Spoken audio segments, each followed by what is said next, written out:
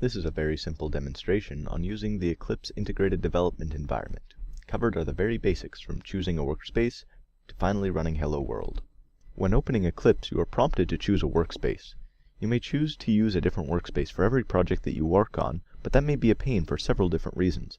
Mostly when working on more than one project at the same time, changing workspaces is often a hassle. For the purposes of this demonstration, I have chosen a new workspace. Once you have chosen a new workspace, if it is indeed a new workspace, you'll be greeted by the Eclipse welcome screen.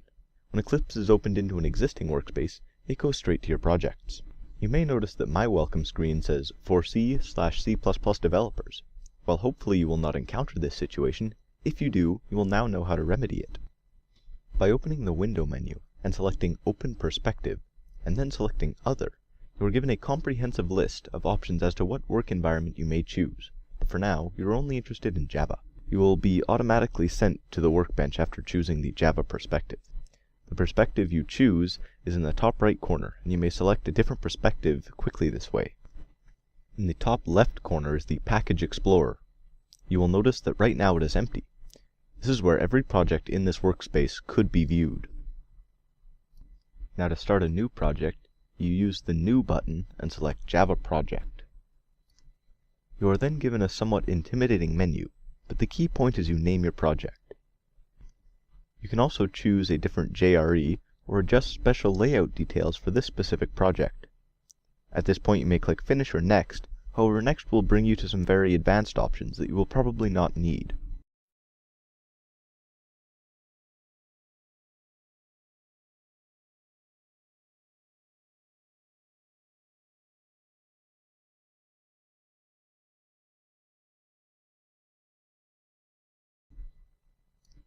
You can now see that Example Project has appeared in the Package Explorer and includes a source folder.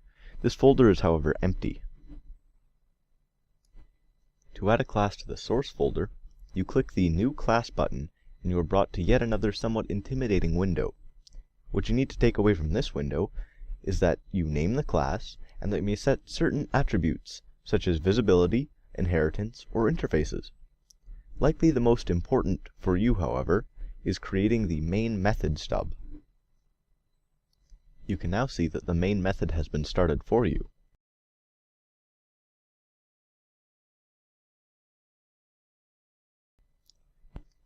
It's about time you started to do some actual coding.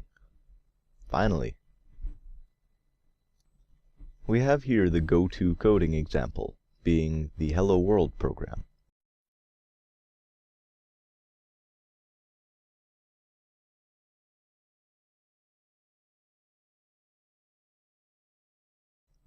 In order to compile and run code in Eclipse, you simply push the Run button.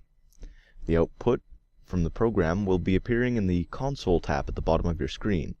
If you have a lot of output, or you need to read a lot of error messages, you can maximize the tab by double-clicking it, and you can shrink it back in the same way.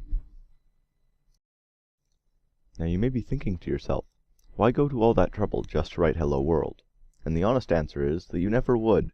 But as you start to work on larger projects, using a full-blown IDE such as Eclipse is inarguably better than a simple text editor. Now we can get into some of the more useful features of Eclipse. When coding in Eclipse, you do not need to wait until you have compiled your code to check for minor errors in syntax. Missing semicolons and mismatched brackets become trivially easy to fix. If after this you still have errors in your code, Eclipse will warn you and suggest that you fix them before proceeding. Forgetting to save your code before compiling is a thing of the past, as Eclipse will remind you of what you need to save and give you the option of what you want to save. If you think this is too much time, you can choose to automatically save all resources whenever running your code.